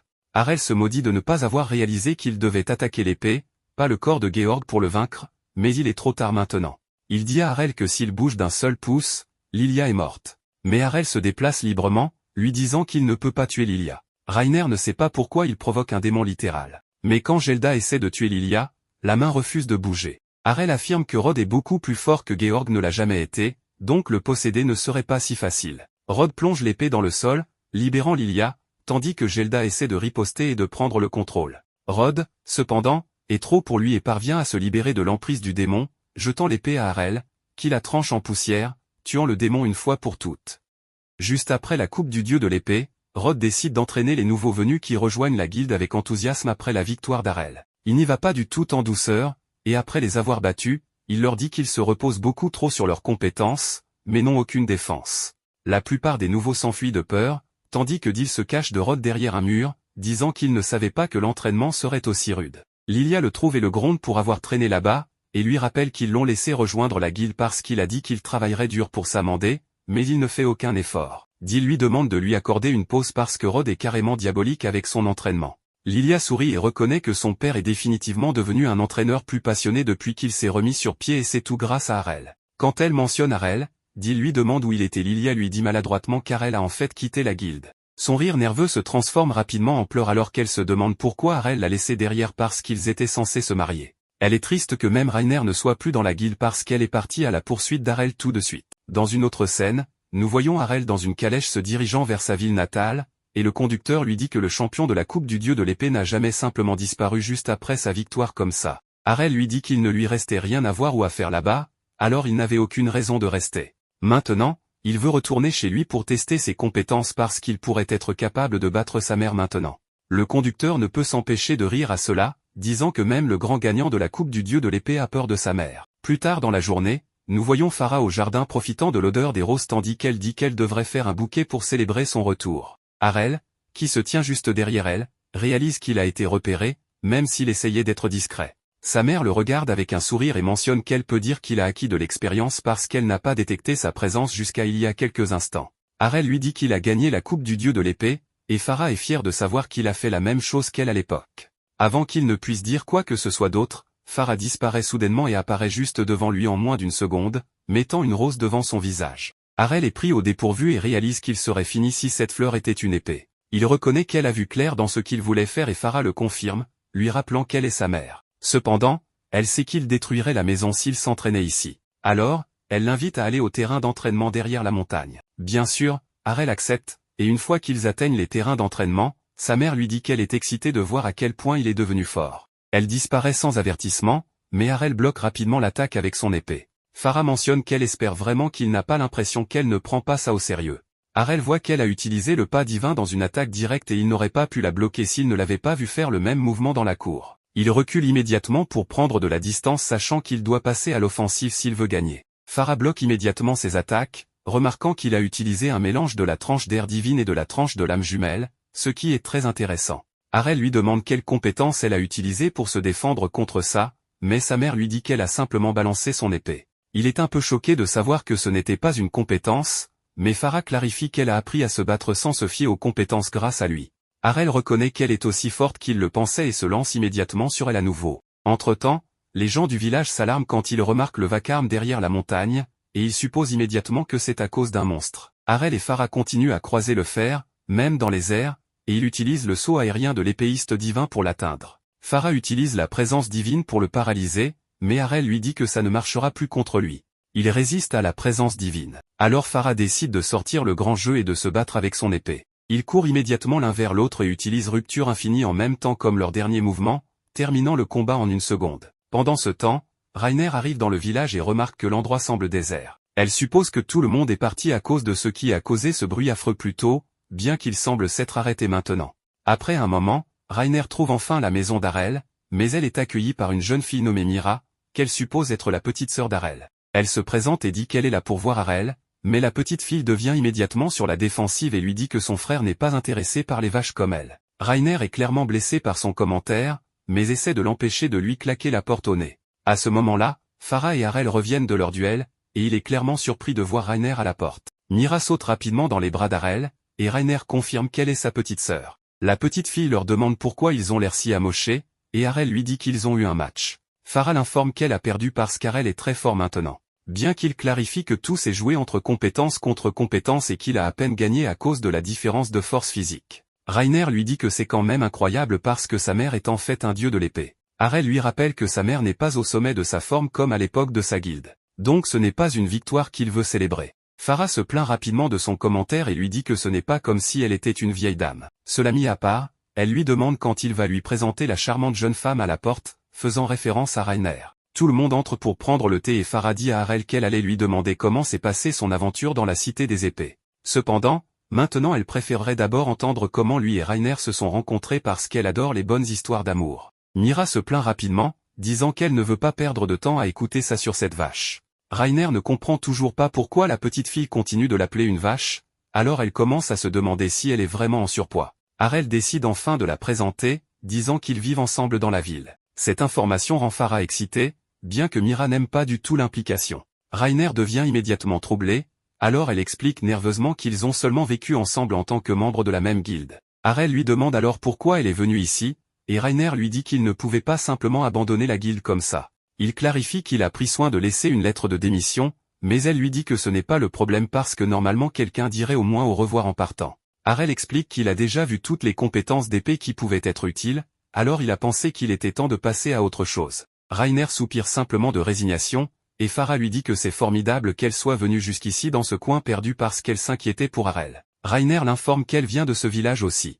Et Harel n'est pas sa seule raison d'être là, parce qu'elle voulait en fait lui demander si elle l'accepterait comme disciple. À ce moment-là, un homme fait irruption dans la maison pour avertir Farah qu'il y a une urgence parce que quelque chose de cataclysmique s'est produit du côté ouest de la montagne il n'y a pas si longtemps. Farah et Harel savent immédiatement que c'est de leur faute, et l'homme explique que de nombreux arbres ont été abattus et même le sol s'est fendu. Alors, il espérait qu'elle rejoindrait la sécurité du village dans leur enquête. Farah sait que le match qu'elle a eu contre son fils est ce qui a causé de tels dégâts. Alors, elle lui dit qu'il n'y a pas besoin d'enquête parce qu'ils ont en fait juste tué un monstre là-bas.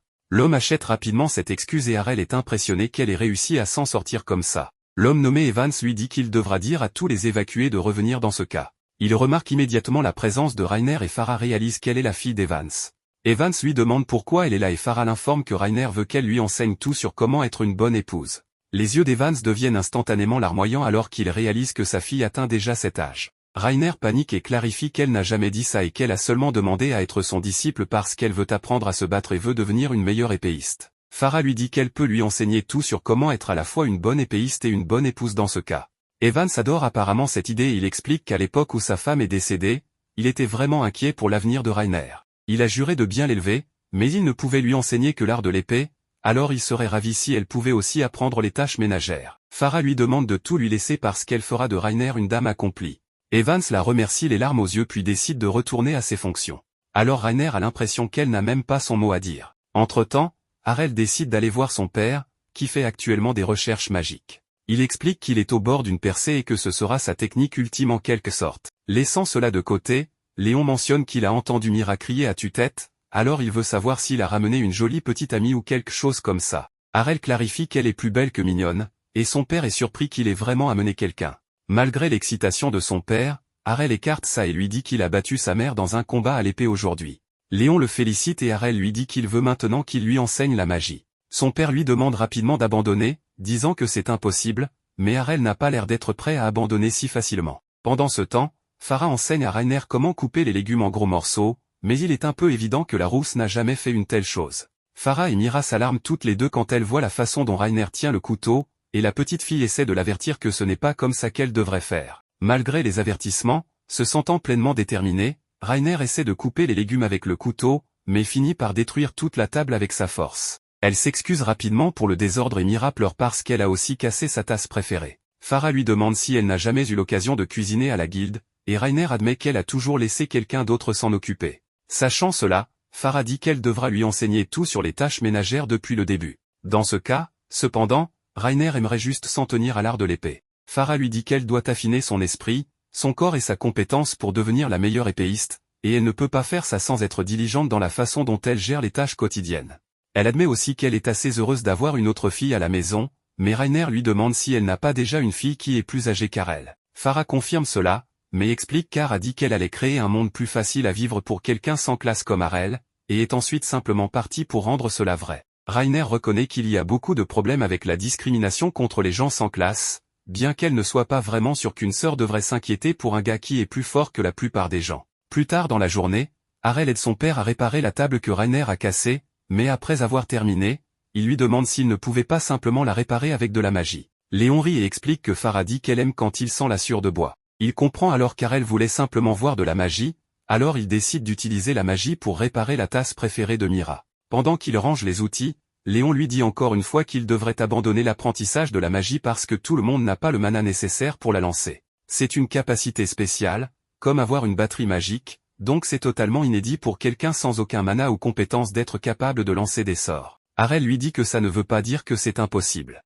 Et Léon admet que c'est vrai, et il sait qu'il a déjà créé un nouveau précédent en gagnant la coupe du dieu de l'épée sans avoir de classe. Cependant, Ces vieilles épées qu'il a laissées sont la preuve qu'il est un travailleur acharné, et certaines choses dans la vie sont tout simplement irréalisables, même avec du travail acharné. Harel est un peu surpris qu'il ne les ait pas jetées. Et Léon explique que ces épées sont comme un monument à tous ses efforts. Donc, ça ne lui semblerait pas bien de les jeter ou de les réparer. Même ainsi, essayer de lancer de la magie sans le mana, c'est comme être un épéiste sans bras qui ne peut pas tenir une lame et doit apprendre en regardant des mouvements les yeux bandés, donc aucune quantité de travail acharné n'aidera. Harel admet qu'il a raison, mais il lui demande comment il est si sûr qu'il n'a pas de mana. Léon lui dit que s'il en avait, il aurait obtenu la classe de magicien par une bénédiction et aurait commencé à lancer des sorts il y a longtemps. Harel lui assure toujours qu'il a du mana et c'est quelque chose qu'il sait juste. Il explique que c'est arrivé quand il se faisait battre par Reiner tous les jours à la guilde. Pour restaurer sa protection divine après s'être blessé, il devait boire de l'eau bénite, mais Lilia lui a offert un médicament qui traînait dans l'entrepôt et lui a demandé de l'utiliser pour la récupération d'abord. Reiner était réticente au début et lui a demandé ce qu'était ce médicament, mais Lilia a simplement dit qu'elle n'en avait aucune idée, supposant que ce serait de la vieille eau bénite ou quelque chose comme ça, bien que ça pourrait aussi être du poison. Cependant, Harel a pensé que boire du poison pourrait l'aider à endurcir ses organes internes, alors il a bu le médicament sans réfléchir. Léon le gronde pour avoir bu des trucs suspects, mais Harel lui dit que le problème est que ce n'était pas vraiment du poison. Il a eu l'impression qu'il récupérait quelque chose quand il l'a bu, mais ce n'était pas la protection divine de la déesse. Léon comprend rapidement que c'est possible que ce soit du mana qu'il a récupéré, et si c'est le cas, alors il pourrait lui enseigner la magie. Harel remarque à quel point il est heureux de ça, et son père avoue qu'il a toujours été jaloux que Farah puisse lui enseigner l'art de l'épée. Il lui demande s'il peut encore sentir la sensation de ce mana qu'il a récupéré en lui, voulant savoir s'il peut le faire circuler dans tout son corps. Harel ferme les yeux pour se concentrer et Léon lui demande d'essayer de le libérer et d'imaginer le condenser en un seul point dans la paume de sa main. Harel décide de tenter le coup. Et après un moment, un petit éclair de lumière apparaît dans sa main. Léon devient très excité parce que c'est une preuve indéniable qu'il a du mana, mais Harel s'évanouit juste après, ce qui signifie qu'il l'a tout utilisé avec juste ça. Son père l'attrape rapidement et lui dit qu'il est peut-être un champion en ce qui concerne les épées, mais en termes de mana, il n'est même pas au niveau d'un stagiaire encore. Il aura besoin d'une réserve de mana beaucoup plus grande qu'il n'en a actuellement pour commencer à utiliser la magie sans s'évanouir. Harel lui demande comment il peut l'augmenter, et Léon lui dit que c'est la même chose que de s'entraîner avec son épée. C'est juste comme quand ils entraînent leur corps pour augmenter la masse musculaire, donc il doit utiliser son mana encore et encore pour s'améliorer. Harel est content d'entendre que c'est vraiment aussi simple, mais il s'évanouit complètement après ça. Léon avoue alors qu'il n'a jamais vraiment voulu lui dire d'abandonner parce qu'il s'est toujours obstiné et a prouvé que rien n'est impossible avec de l'effort. Il commence rapidement à pleurer, disant qu'il est vraiment le meilleur fils qu'il aurait pu demander. Une fois qu'Harel se remet enfin, il va dans un magasin et achète toutes les potions de mana disponibles. Il entraîne sa magie sans arrêt tous les jours. Et après 6 mois, Léon est impressionné de voir ses progrès. Après tout, maintenant il a la même quantité de mana qu'un lanceur de sorts juste après leur bénédiction. Harel suppose que cela signifie qu'il sera capable d'invoquer la magie maintenant. Mais Léon lui dit qu'il reste encore un problème délicat à régler. Il lui montre un texte appelé Magiscript et explique que pour utiliser la magie, il doit connaître des sorts qui sont écrits en Magiscript. Avec la bonne compétence, les sorts dont il a besoin pour lancer de la magie peuvent apparaître dans son esprit presque automatiquement. Puisqu'il n'a pas de compétence, cela signifie qu'il doit former et réciter le sort dans sa tête à chaque fois. Il pourrait être impossible pour lui d'obtenir de l'aide de l'académie dans la Cité de la Magie. Léon explique qu'ils enseignent toutes les bases de la magie là-bas, mais il devra s'entraîner suffisamment pour atteindre le niveau nécessaire pour l'entrée d'abord. Harel est clairement intéressé par ça, alors il demande à son père de tout lui dire à ce sujet. Il dîne en famille peu de temps après, et Farah mentionne que Reiner s'est tellement amélioré, à la fois dans la cuisine et avec l'épée. Harel remarque que sa mère a vraiment pris goût à Reiner, et Léon dit qu'il l'aime aussi, parce qu'elle est vaillante et belle. Reiner est heureuse de voir que la famille d'Harel s'entend si bien et mentionne que peut-être la sienne serait pareille si sa mère était encore en vie. Léon dit à Farah qu'il ferait n'importe quoi pour elle et utilise ensuite un sort pour créer un cœur qui se transforme en oiseau lumineux. Tout le monde est émerveillé de voir la belle magie. Après un saut dans le temps, nous voyons Reiner servir du thé à Farah, voulant voir les résultats de son entraînement. 3 ans se sont écoulés depuis qu'elle a commencé l'entraînement à la maison d'Harel, et tout juste maintenant, Farah approuve le thé qu'elle a préparé, disant qu'elle est devenue assez douée pour faire du thé. Reiner sourit joyeusement et la remercie, disant que c'est tout grâce à elle qui a été une si grande enseignante. Le moment joyeux est interrompu quand Mira commence soudainement à pleurer et sort de la chambre d'Harel avec un morceau de papier. Les larmes aux yeux, elle explique que quand elle est allée réveiller Harel, la seule chose qu'elle a trouvée était une note. Reiner vérifie immédiatement la note, qui contient une seule phrase d'Harel disant qu'il part pour la ville de magie. Mira sanglote de manière incontrôlable, disant que son frère est parti à nouveau sans dire un mot. Farah la réconforte rapidement et lui dit que peu importe à quel point Harel était excité par la ville de magie, il aurait au moins dû dire au revoir. L'expression de Rainer devient triste alors qu'elle admet qu'elle a fait des coups similaires dans le passé, mais qu'elle n'avait pas réalisé à quel point ça fait mal d'être laissée derrière. Farah l'enlace soudainement, disant qu'elle ne peut pas les laisser derrière comme ça. Rainer lui rend l'étreinte et est d'accord, lui disant qu'elle ne partira pas parce qu'il y a encore des choses qu'elle doit apprendre. Quand Farah y pense, elle n'arrive pas à croire que Har et Harel soient partis comme ça, et ça lui fait penser que sa famille est un peu trop esprit libre. Juste au moment où elle se demande de qui ils tiennent ça, Lion entre dans la pièce avec un bâillement, complètement inconscient, et la réponse est plus que claire. Dans une autre scène, nous voyons Harel dans une calèche en route vers la ville de magie, et le conducteur lui dit que ça prendra environ 2 jours pour y arriver. En voyant Harel maintenant, il mentionne qu'il a sûrement changé parce qu'il a fait de grandes choses dans la ville des épées il y a 3 ans. Mais juste après, il est retourné dans sa ville natale à la campagne et maintenant il se dirige vers la ville de magie. Kaito, l'un des enfants dans la calèche, lui demande s'il prévoit d'aller à l'institut de magie aussi. Harel confirme cela, mais l'enfant lui dit directement que c'est bizarre parce qu'il est bien plus âgé qu'eux, donc c'est un peu tard pour lui d'entrer à l'institut.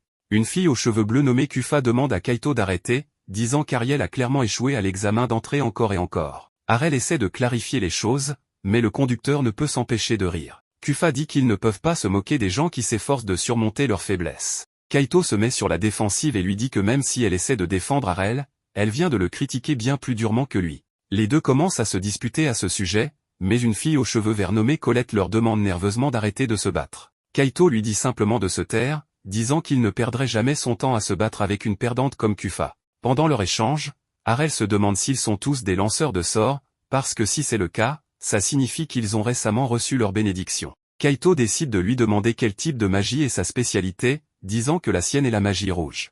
Harel y pense et se souvient de ce que son père lui a dit sur les différents types de magie. La magie noire est liée à l'obscurité et à la mort, et la magie blanche est liée à la lumière et à la vie. La magie jaune est liée à la terre et au métal. Le vert est lié à l'air et à la météo, tandis que le bleu est lié à l'eau, à la glace et au froid. Enfin, la spécialité de Kaito, la magie rouge, est liée au feu et à la chaleur. Léon a expliqué que le type de magie que les gens peuvent acquérir diffère selon la personne. Cependant, dans le cas d'Harel, il n'est pas confiné à un seul. Donc, il a essayé tout ce que son père connaissait. Avec cela en tête, il dit à Kaito qu'il n'en a pas parce qu'il est sans classe après tout. Cela le déstabilise clairement, mais Kufa rit et dit à Kaito qu'Harel le taquine évidemment. Après tout, quelqu'un sans classe ne se donnerait jamais la peine d'essayer d'entrer à l'institut de magie. Kaito se met rapidement en colère contre cela, donc il dit à Harel que ce n'était même pas une blague drôle. Harel clarifie qu'il ne plaisante pas, et pour le prouver, il leur montre sa carte d'identité de classe.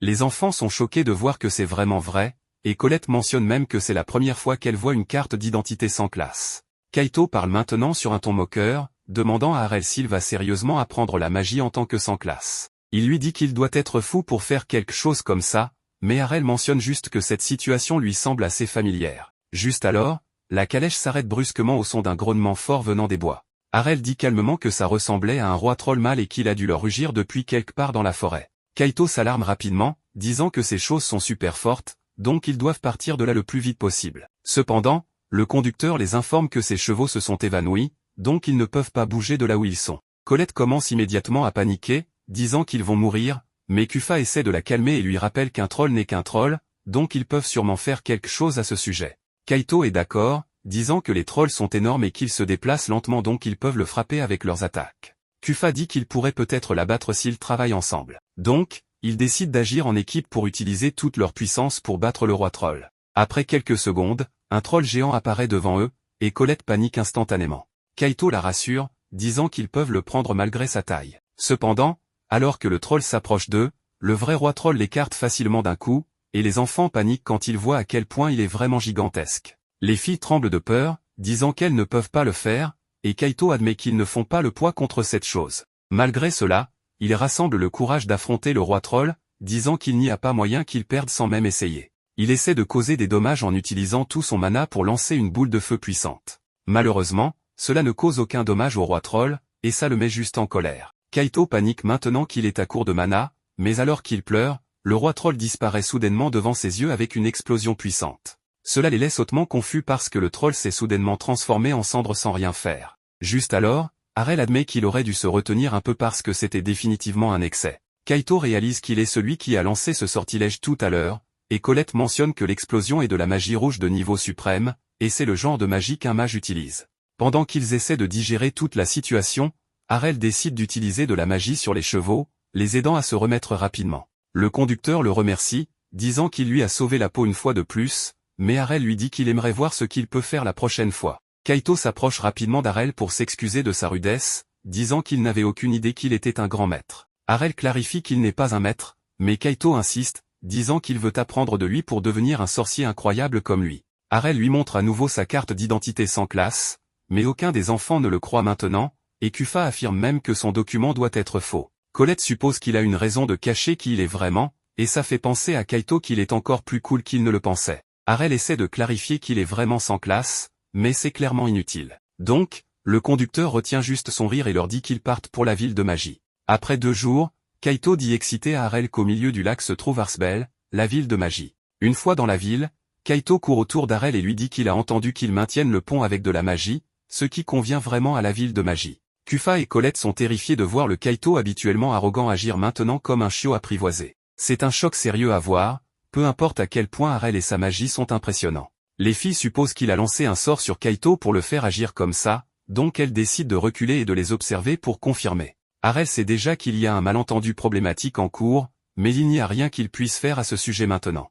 Kaito lui demande s'il passe l'examen d'entrée pour la magie rouge, mais Harel ne savait même pas que l'institut est divisé en fonction de la magie. Kaito explique que le magiscript, le vocabulaire et la grammaire sont différents selon le type de magie. Kufa mentionne qu'elle sera à l'école de magie bleue et Colette dit qu'elle sera à celle verte bien qu'elle soit vraiment nerveuse. Kaito lui demande de s'assurer de ne pas rater le test sinon elle sera renvoyée directement à la campagne. Kufa le prévient immédiatement que la même chose s'applique à lui en essayant de défendre Colette. Harel pense juste aux examens d'entrée en disant qu'il espère qu'ils ne le rejetteront pas directement comme dans la ville des épées. Il décide d'aller avec Kaito pour passer l'examen d'entrée de magie rouge et se dirige vers le bureau d'accueil pour remplir et soumettre sa candidature. Malgré ses préoccupations, la réceptionniste approuve sa candidature, même après avoir vu qu'il est sans classe, disant qu'il a le droit de passer le test peu importe sa classe. Harel est un peu choqué parce que cet endroit est complètement différent de la ville des épées. Kaito l'emmène au terrain d'essai, disant qu'il passera du premier coup pour sûr. Un enfant passe l'examen après avoir lancé une simple boule de feu contre une armure.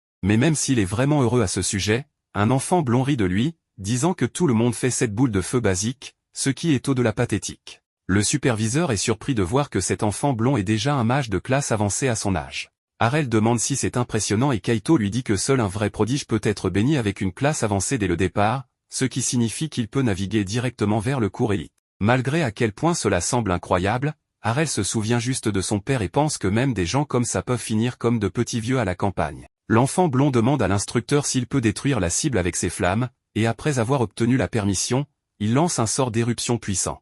Kaito est choqué de voir ce pilier de feu, mais il dit que ce n'est encore rien comparé à son maître. L'étudiant est clairement agacé par ce commentaire, donc il lui demande si son maître est au même niveau que lui. Kaito affirme cela, mais avant qu'il ne commence à se vanter, Harel l'arrête avec un coup sur la tête. L'enfant rit et dit que son maître sait apparemment reconnaître le vrai talent quand il le voit parce que de simples lanceurs de sorts qui commencent à peine ne pourraient jamais faire fondre du métal avec des flammes comme il l'a fait. Ariel lui demande juste de se retourner et de bien regarder. Et l'enfant réalise bientôt que le métal de l'armure n'a pas fondu avec son sort d'éruption. L'instructeur explique que c'est une cible métal créée par l'école de magie jaune, donc elles ne fond pas si facilement. Les autres étudiants sont surpris d'apprendre cela parce que le mithril est un matériau plus dur que n'importe quel minéral. Kaito profite de l'occasion pour rire de l'enfant blond, disant que toute cette attitude arrogante lui est revenue en pleine face.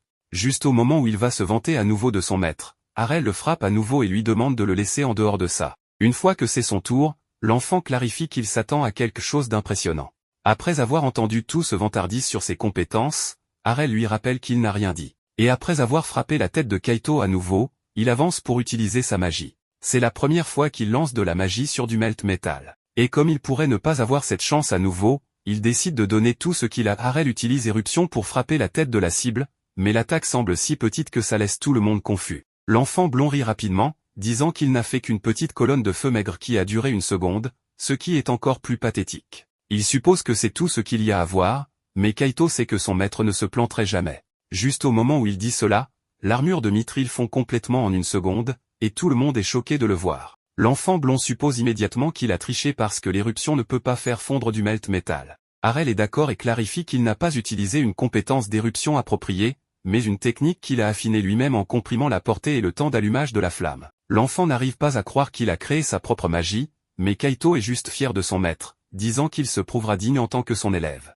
Arel part juste et lui dit qu'il va au prochain site de test. Là, il trouve Kufa, qui passe l'examen d'entrée après avoir lancé une boule d'eau. Elle est clairement confuse de le voir là, mais Arel ne lui donne pas d'explication et lance simplement un sort de lame de glace, détruisant complètement une autre armure de mithril. Sans rien dire, il se dirige vers l'école de magie verte, mais il trouve Colette en train de pleurer dehors. Elle explique qu'elle est si nerveuse qu'elle ne peut même pas bouger ses jambes, et elle n'a même pas fini de s'inscrire. Colette admet qu'elle est totalement impuissante quand ses nerfs prennent le dessus, et ses amis l'ont aidée jusqu'à maintenant, mais elle doit passer l'examen seule. Elle lui demande comment il gère les choses quand il est nerveux, mais Arel réalise qu'il n'a jamais vraiment été nerveux avant, bien qu'il y ait eu des moments où il n'était pas capable de bouger son corps normalement. Colette explique que les gens deviennent généralement nerveux quand ils ont peur de se planter. Arel lui demande si elle a passé toute sa vie sans jamais se planter une seule fois. Mais Colette lui dit que c'est tout le contraire parce qu'elle se plante toujours, donc elle veut éviter ça. Il ne comprend clairement pas et dit qu'il n'est pas différent puisqu'il se plante et perd tout le temps. Donc il ne sait pas pourquoi ça l'effraie autant. Il est clair que Colette ne le comprend pas non plus. Donc Arel lui dit que généralement parlant, la vie de personne ne se ruine pas à cause d'une seule erreur. Ce n'est qu'un examen d'entrée, donc ça ne peut pas la tuer ou quoi que ce soit, même si elle échoue. Colette reste sans voix un moment face à sa logique, mais elle réalise qu'il a raison. Et puisque se planter ne lui coûtera pas la vie, elle peut toujours réessayer. Une fois qu'elle comprend cela, elle remercie Arel et lui dit qu'elle fera de son mieux. Arel est content d'entendre ça et lui demande comment fonctionne l'examen d'entrée de l'école verte. Colette explique que c'est vraiment simple puisqu'il suffit de faire tourner un moulin à vent sur le terrain d'entraînement avec de la magie. Avec cela en tête, Arel se dirige vers les terrains d'entraînement avec elle et utilise un sort de tornade qui finit par détruire entièrement le moulin à vent. Tous les étudiants sont choqués après cette démonstration, et Colette n'arrive pas à croire qu'il vient de déchiqueter le moulin à vent comme ça. Juste alors, Arel réalise que le moulin à vent était fait de bois au lieu de mithril, donc il a utilisé trop de puissance. L'instructeur lui dit nerveusement qu'il a passé, mais avertit la personne suivante de viser un moulin plus loin. Colette est terrifiée qu'elle doive passer après cette démonstration incroyable de magie, mais Arel lui donne un regard rassurant. Elle se souvient immédiatement de ces mots, sachant que la vie de personne ne se ruine pas à cause d'une seule erreur, ce qui lui donne le courage d'essayer de son mieux, donc elle utilise de la magie pour faire tourner le moulin à vent. En attendant, Arel va à toutes les autres écoles pour faire les examens d'entrée en un rien de temps. Il passe avec succès les examens d'entrée de magie jaune et blanche. Donc maintenant tout ce qui reste est l'école de magie noire. Les installations de l'école de magie noire semblent clairement détériorées de l'extérieur. Mais Arel ne le remarque même pas et se dirige simplement à l'intérieur, ignorant à quel point tout est délabré. Il admet que ça ressemble à un bâtiment abandonné et remarque une boîte avec une étrange créature dedans. Alors qu'il se demande ce que ça pourrait bien être, le cri soudain d'une fille le fait sursauter. La fille, qui est apparemment une étudiante de l'école de magie noire, trébuche vers lui et cherche désespérément quelque chose. Elle panique et lui demande s'il a vu Gui, disant que Gui a disparu. Un peu perturbé, Arel suppose qu'elle parle de la créature dans la boîte, donc il lui dit qu'il a entendu quelque chose venant de là. La fille sort immédiatement la créature de la boîte et soupire de soulagement, expliquant que c'est une chimère qu'elle a faite elle-même. Arel rit maladroitement à cela quand un squelette touche soudainement son épaule, disant qu'il est un visage inconnu. Le squelette l'accueille à l'école de magie noire, mais Arel le décapite immédiatement avec son épée sans aucun doute. Le squelette ramasse rapidement sa tête et se plaint de sa méchanceté, demandant pourquoi quelqu'un décapiterait soudainement une dame. Arel lui demande si elle est un monstre mort-vivant, mais le squelette lui dit juste que son nom est Latalia et qu'elle est juste une belle employée de bureau. Ignorant le fait qu'elle est un squelette, Arel lui demande où est l'examen d'entrée pour l'école de magie noire. Cependant, Latalia clarifie qu'il n'y a pas d'examen d'entrée ici parce qu'il n'y a jamais eu beaucoup d'étudiants qui veulent apprendre la magie noire et c'est pourquoi tout le monde est le bienvenu. Arel pense vraiment qu'il devrait être un peu plus sélectif, mais en voyant la fille d'avant, il est clair qu'ils accueillent vraiment tout le monde. Après s'être inscrit, Kaito, Kufa et Colette le trouvent dans la ville, et les trois lui demandent à quelle école il va. Arel clarifie qu'il n'en choisira pas une parce qu'il assistera simplement à toutes. Kaito le prévient que c'est fou d'aller à 3 écoles en même temps, peu importe à quel point il est bon en magie. Cependant, Arel les laisse encore plus choqués quand il leur dit qu'il va en fait assister à toutes les 6 écoles en même temps, y compris rouge, bleu, verte, jaune, blanche et noire.